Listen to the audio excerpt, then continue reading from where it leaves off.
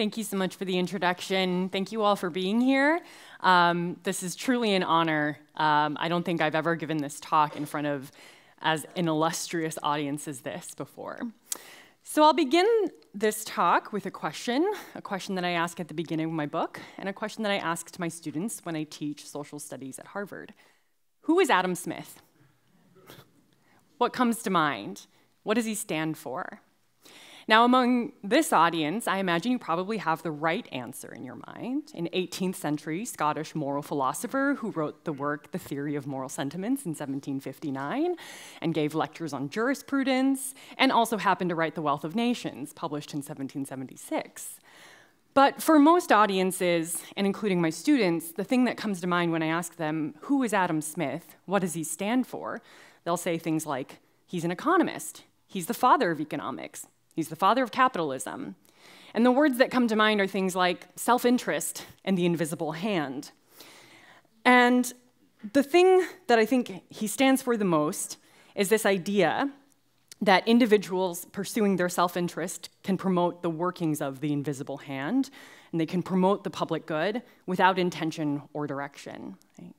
Especially in the United States, Adam Smith's reputation as the father of economics and the father of free market economics is frequently aligned with a certain brand of conservatism or libertarianism, if you will. The Adam Smith Society, for example, proclaims its dedication to the foundational ideas of capitalism, such as, quote, individual liberty, limited government, and free enterprise. American prosperity, according to the Adam Smith Society, depends on future business leaders' ability to, quote, continue this tradition of promoting free markets, a tradition that ostensibly begins with the Society's namesake. And from trade wars to energy policy to global poverty headlines, Smith is a shorthand for the virtues of the free market and the vices of government intervention in economic affairs.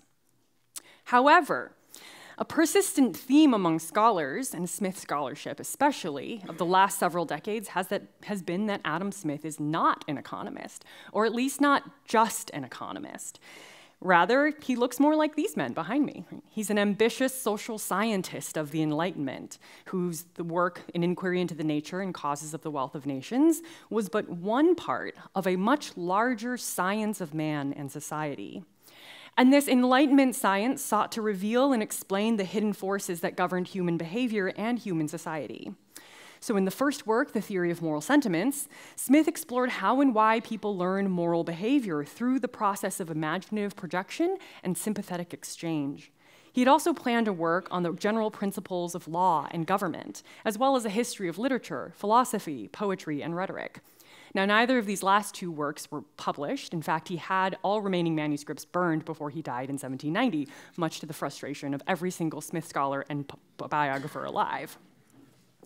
So given the diversity and breadth of Smith's body of work, it's unsurprising that a common complaint for contemporary scholars is that Smith has been unjustly whittled down into a mascot for think tanks or a historical soundbite in textbooks.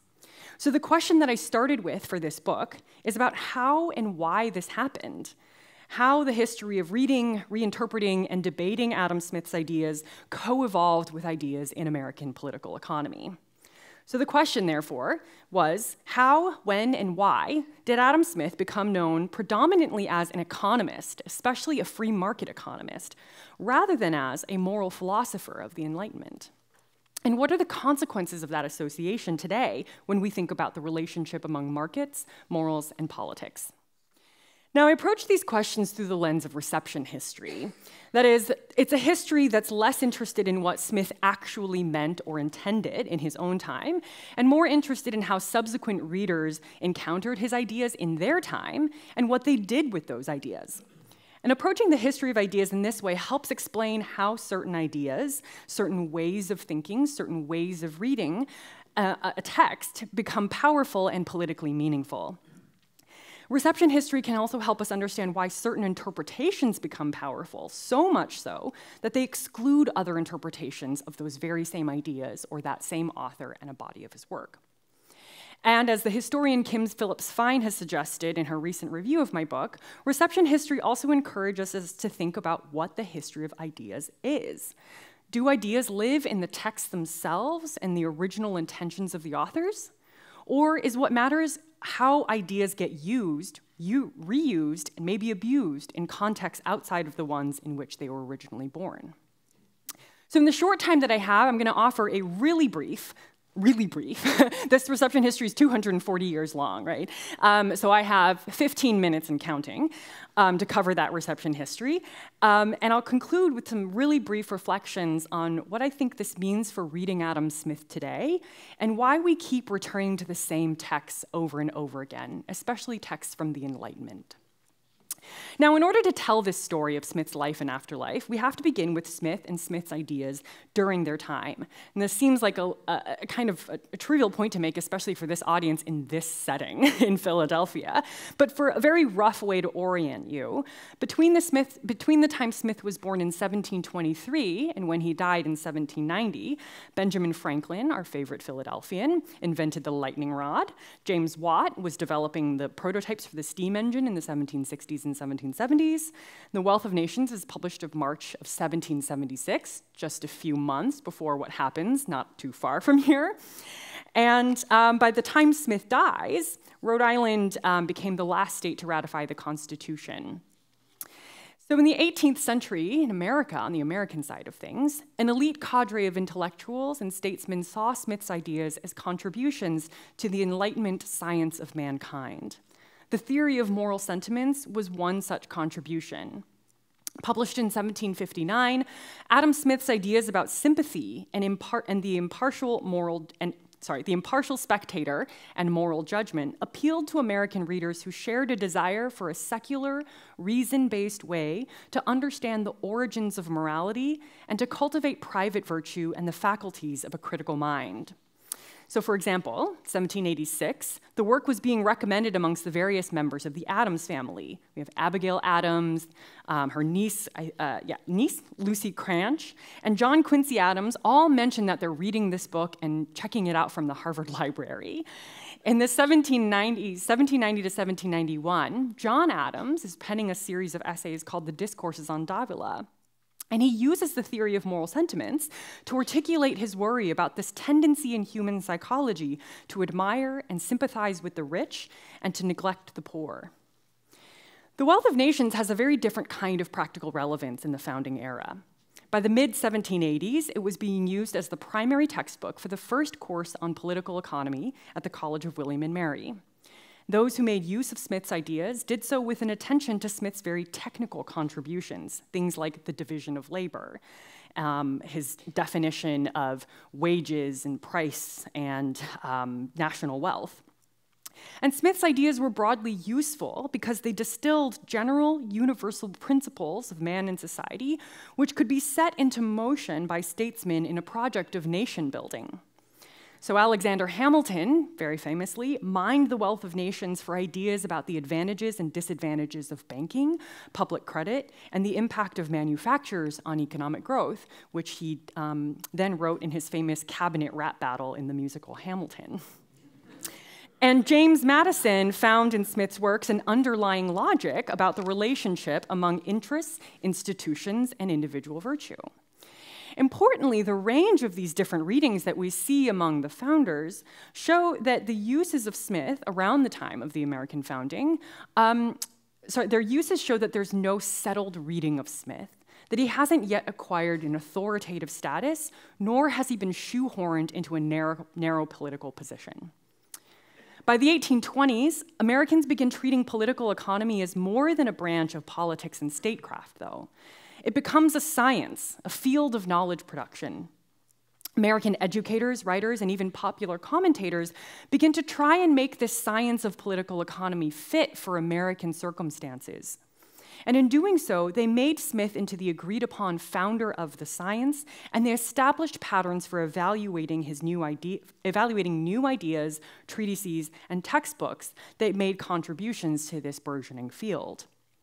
Even in 1876, a full 100 years after The Wealth of Nations was first published, many readers and educators still regarded it as the foundational text in political economy. Harvard's Charles F. Darnbar wrote in 1876, quote, "The economist finds the foundations of the science laid deep and solid for the first time by Adam Smith. The great men who have since carried forth the work have declared himself his followers, and in developing and extending the science have kept to the lines of discussion which he laid down with such vigor and insight a century ago." This is the same year that there's also a free trade banquet at the famous New York restaurant Delmonico's.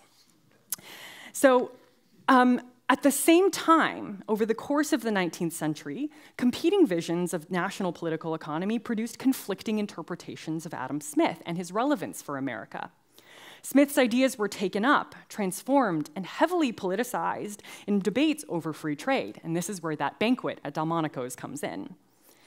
So the way in which Smith was politicized in these debates over trade were, in many ways, debates over slavery and over whose vision of American political economy would reign supreme. In the hands of free traders, especially from the Deep South, Smith became known as the apostle of free trade. Northerners saw Smith's ideas as representing an outmoded way of thinking that was incompatible with American interests in manufacturing and growing industrial production. Even after the Civil War, debates over American trade policy intensified, turning Smith into little more than a partisan mascot for free trade and the wealth of nations into a manifesto of laissez-faire economics. Invoking Smith's intellectual authority in the context of these debates over trade thus became an explicitly political statement. But something else also happens in the late 19th century. The first set of student notes on Adam Smith's lectures on justice, police, revenue, and arms, now known as the Lectures on Jurisprudence, are discovered. There's a flurry of commentary on Smith's intellectual development, his historical significance, and the philosophical consistency of his two major works, one in which humans seem propelled by self-interest and egotism, and the other in which humans seem motivated by sympathy and altruism. How could the same man have written these two works?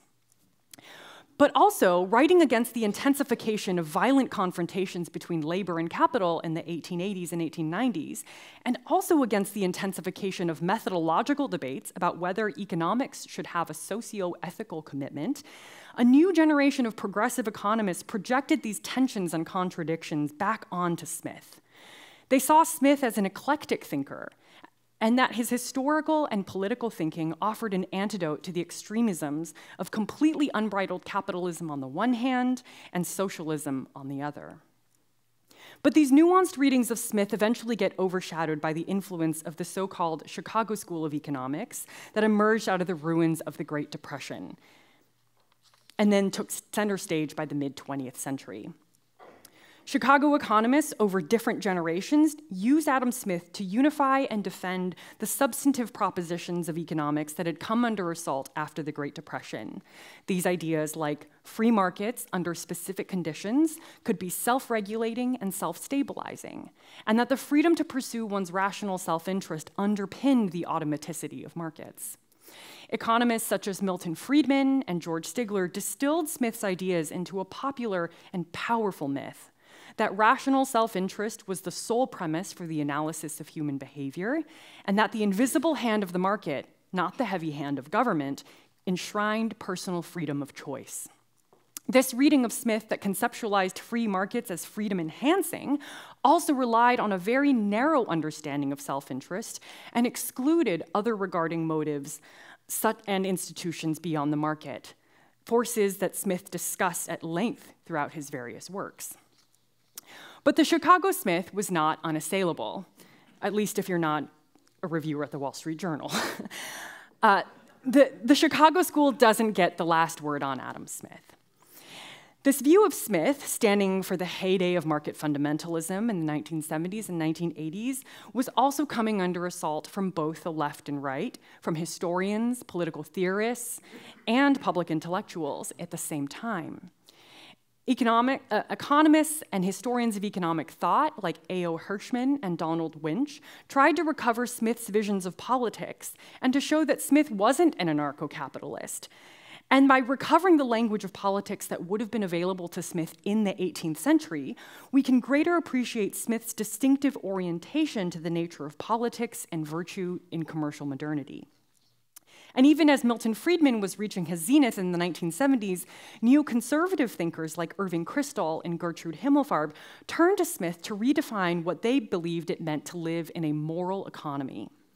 By drawing attention to Smith's theory of moral sentiments, not just his Wealth of Nations, Kristol and Himmelfarb wanted to argue that Smith provided a way to restore the soul of capitalism, that capitalism wasn't just about cold, calculating self-interest and profit-seeking, but also about moral improvement.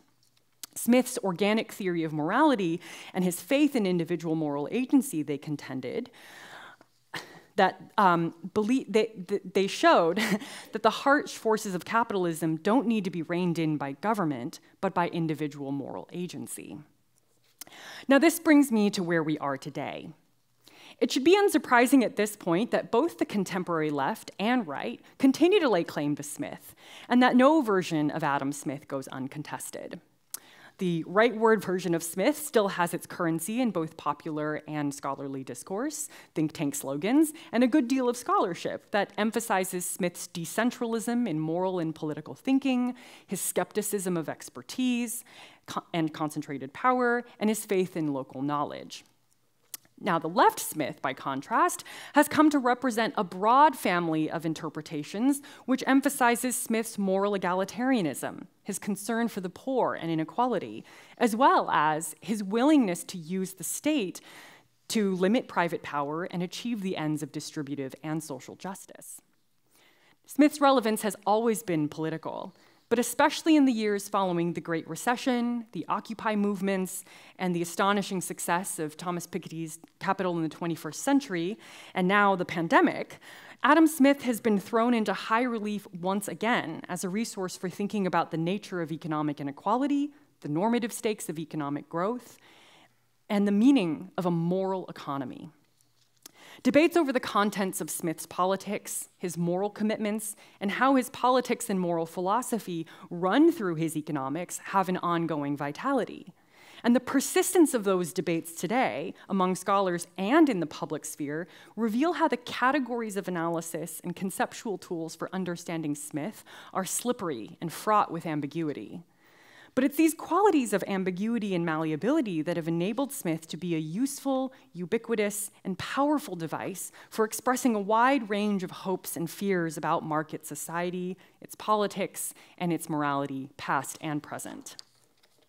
Now, by way of conclusion, I thought I would offer a few open-ended, somewhat half-baked reflections and perhaps some questions to think about together. How does taking this long view of Adam Smith's life and afterlife help us better understand Smith and ourselves? One of the themes of this book that I hope to have conveyed to audiences of various disciplinary backgrounds is what I've rather obnoxiously called the politics of political economy. Now, I mean this in two ways. First, economic ideas and ideas about the economy are not created and do not exist in a vacuum. Right? They are products of their historical moment and are shot through with competing ideologies, social theories, and normative ideals. Second, political economy is a language of authority. Though its vocabulary and grammar have changed over time, political economy is a way of thinking. It's a style of reasoning that makes claims about what American political economy looks like and how one ought to go about studying the relationship between economy and society. Claims about Smith's contributions, his relevance or his irrelevance to contemporary issues, his identity, whether he's an economist, a moral philosopher, or a political theorist, and his method are so often used to authorize political statements about the rationality of free markets over state intervention, or the moral obligations to one another in a market society. Just as economists were wrestling with their profession's relationship to real social and ethical problems in the progressive era, I think we're still wrestling with the same questions about what social science does and what it ought to do today. Finally, I've been reflecting a lot on what it is that we actually learn about Adam Smith from looking at him in the rearview mirror. Plenty of canonical thinkers get narrowed, politically appropriated, used, and abused. And though reception history tells us that the meaning and significance and the endurance of a text is made by its audience, by the readers, surely there's something about Adam Smith that makes him special, right? I get asked this question a lot. Like, there's something about Smith. Why else do we keep coming back to the theory of moral sentiments and the wealth of nations and hold them up as classic texts? Now, one feature of Smith's thought is that he is extraordinarily careful, or as the historian Donald Winch called him, infuriatingly balanced. I love that. Smith tries to account for different levels of specificity and historical circumstances for any given problem, like international trade, for instance. This makes him challenging to read him at times. Thomas Jefferson called The Wealth of Nations prolix and tedious.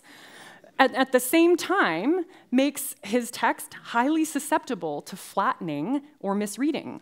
Because just when you think that Smith has articulated his position on something, the next paragraph or chapter is a completely different view. But what he's done is not contradict himself, but just explain a different circumstance that requires a different level of specificity or accommodation. But another dimension of Smith that I think makes him both unique and uniquely susceptible to misinterpretation is that he is comfortable with ambivalence and ambiguity. Take the evaluation of merchants, for example. Merchants are the heroes of Book 3 in The Wealth of Nations. They erode feudal baronial power by introducing luxury commerce. But they're also the anti-heroes of Book 4 of The Wealth of Nations. Merchants are the ones who capture the state, who extort from the legislature, support for their own absurd and oppressive laws. Those are Smith's words. Laws that Smith says are written in blood like the laws of Draco. So where we want easy answers, are merchants good or bad for capitalism? Smith wants us to resist easy answers to timeless questions of political economy. This is the last thing I'll say.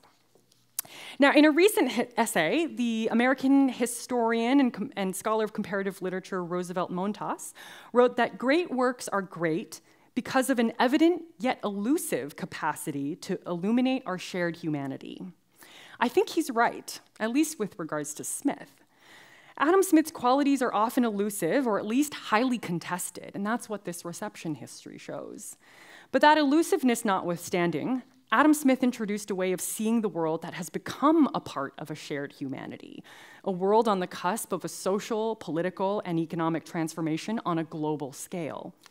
He witnessed some of its core features emerging during its time, like open exchange in markets, as forces of both liberation and oppression. He saw this revolution's ability to lift up the poor to a better material station, but also its tendency toward the renewed political domination of the rich, of the poor by the rich. And while relations of mutual exchange presupposed and reinforced a kind of moral egalitarianism, Smith was deeply attuned to the ways in which human moral psychology nevertheless had a tendency to admire the wealthy and to ignore the poor. And most importantly, I think Smith dared to ask a set of questions that have not gone away, and I don't think will ever go away. What kind of a commercial society do we want to live in?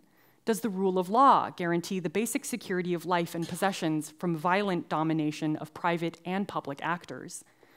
What happens when wealth and power align in politics? If we're interested in these types of questions, we will always be thinking with, through, and against Adam Smith. Thank you.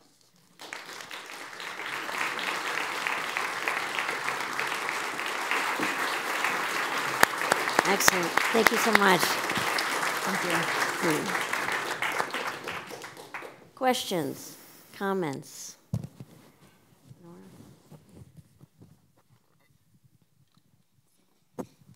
Thank you. Philip Kitcher from New York. Hi. Thank you very much. That was a fascinating talk. I want to ask you, though, about two classes of readers you didn't mention explicitly. And that is the people who come after Smith, who develop his ideas. Well, people like Ricardo and Malthus and Say in France, and eventually, of course, Marx, who teaches himself political economy by reading the Wealth of Nations and taking notes on it. And the moral theorists of the now, the two works have very, very different successes with those groups. So The one, The Wealth of Nations, gets to be sort of looked back on by everybody who comes after as a tremendous text to wrestle with and comes to be seen by the professionals as a founding text. The Theory of Moral Sentiments goes out of fashion after Bentham and never comes back again until about 20 years ago. Yeah. So there is a reason behind that stereotype of Smith as the narrow economist, and that makes him more co-optable because you've got less constraints on your reading of Smith if you haven't read The Theory of Moral Sentiments. So I think that's an important part of the story, that in some sense, the popular reactions you're talking about as we get into the 19th century are mediated by the ways in which these professional communities have responded to Smith. And I'd like you, I wonder whether you think that's right. Is there this mediating thing going on? Yes, absolutely right. And you just gave an excellent distillation of something that I tried to articulate not very clearly over 3 chapters of the book. So 2 separate things. One is the way in which Smith gets canonized in the economics profession, and what happens to Smith with the rise of what we now call the classical school of economics, Ricardo, Malthus, and especially Jean-Baptiste Say. So when Jean-Baptiste Say's treatise on political economy gets translated in English, I believe the date is 1821, it quickly surpasses Smith at Smith's Wealth of Nations as the more popular textbook to teach in college courses. And the reason that is because Say is very, very deliberate about separating political economy from politics. He says, Smith's work was really, really important. It set the foundations for the science of political economy, but it was still too mingled with politics. And what we need to do is reconfigure the science. It's a science of consumption, production, exchange. And that's what Say's book did, and that's why we get a kind of a differentiation in the classical school in a more scientific fashion. And you see commentators in the early 1800s say that Smith was really important because he gave form, he asked the right questions, but Ricardo was more scientific. Malthus was important, but what he projected, the doom and gloom of kind of, population devastation, was never gonna happen in the United States because we had too much land. So you see reviews of Malthus get taken up in literary magazines like the North American Review, and they say, Malthus was important, but it's not suited for American conditions. Smith is way more optimistic, and Say is much more scientific. So certainly the shape of the profession mediates the use of Smith, and by the time you get to the late 19th century, the professionalization of the discipline has kind of gone so far that Smith is really held more like a museum piece. You know, he's gestured at to say like, yes, look at how far we've come as economists compared to what Smith did. But they still use Smith to kind of compare and contrast kind of the difference between inductive and deductive theory, whether we should be thinking about economics as a discipline that is merely describing how the world is, or aimed at discovering new abstract general principles. So one major theme of the book is just what the kind of professionalization of the disciplines does to the uptake of Smith. But I think the thing about political economy that is very different from moral philosophy, and I promise I'll address the question on moral philosophy, is that political economy always has its eyes towards politics and policy. Moral philosophy doesn't quite do that. And Smith is very quickly eclipsed by other common sense writers like Thomas Reid, and in large part because printers in the 18th century thought that books like by Dugald Stewart and Thomas Reid would be much more sellable and much more palatable for more kind of like good Christian college students learning moral philosophy in their college education. So the theory of moral sentiments doesn't get the kind of reception in this very practical, teachable way. And I think that was, the theory of moral sentiments is a bit of a weird book, to be quite honest. And it doesn't have the same kind of legibility as either a textbook or as an intervention in philosophy in Smith's time. And you're absolutely right that like it gets rediscovered quite late. It's a long answer, but a really big question.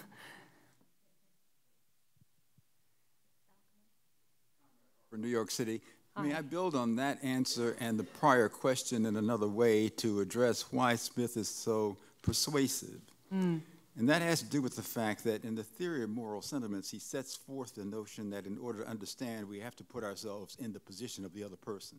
Yeah. in The Wealth of Nations, he does that. Yeah.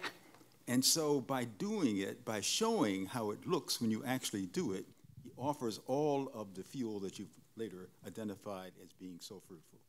Yeah, I think that's right, and I think that's one of the reasons why this text, his texts are so enduring, because Smith was a master of rhetoric. He taught rhetoric and he taught belles lettres, and when you read his lectures on rhetoric and belles lettres, you can see how he's trying to instruct his students about how, like, there's a difference when you're trying to communicate to persuade versus communicate to kind of affect emotion. And Smith is a master of observation, and he puts you in a position where you are looking at the world around you and you are making the same observations that he's making, and you end up coming to the same conclusions that he's anticipating that you're going to come to. So I think that you're absolutely right that there's something about Smith's literary talents and his command of rhetoric and imagery and his ability to anticipate what you're thinking. Whenever I teach the theory of moral sentiments, my students say, it's like Smith is getting inside my head. I think on that note, let's thank Dr. Liu for getting inside our heads.